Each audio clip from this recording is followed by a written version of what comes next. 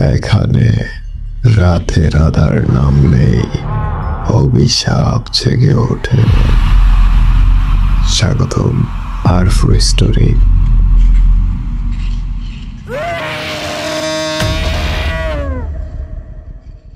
ভাবুন তো, গভীর রাতে আপনি একা একটা রুমে ঘুমোচ্ছিলেন।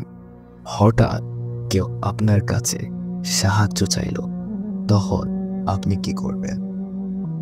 তেমনি একটি ঘটনা আজ থেকে প্রায় 2 বছর আগে আমার সাথে ঘটেছিল।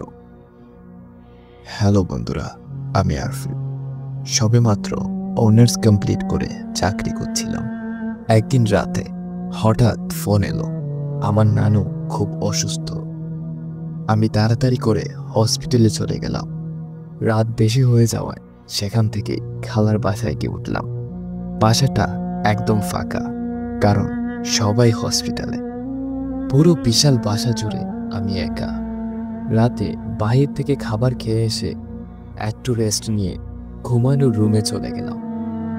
রুমে বড় একটা বিছানা, একটা টেবিল, বিছানার পাশে একটা বড় কাচের জানালা, যেই জানালা দিয়ে পুরো বাড়ির পিছনের বড় একটা জঙ্গল দেখা যায়।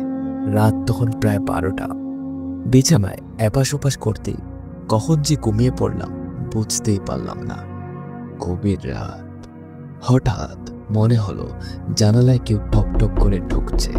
চোখ খুলে চারিদিকে তাকাতে বুকটা ধক করে উঠল। জানালার বাহিরে একটা 4-5 বছরের ছোট্ট মেয়ে দাঁড়িয়ে আছে।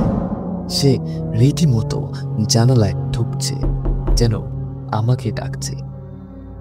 হঠাৎ সে কাঁদু কাঁদু গলায় বলল, আমাকে বাঁচাও, আমি এখানে একা থাকতে পারছি না, আমাকে বাঁচাও।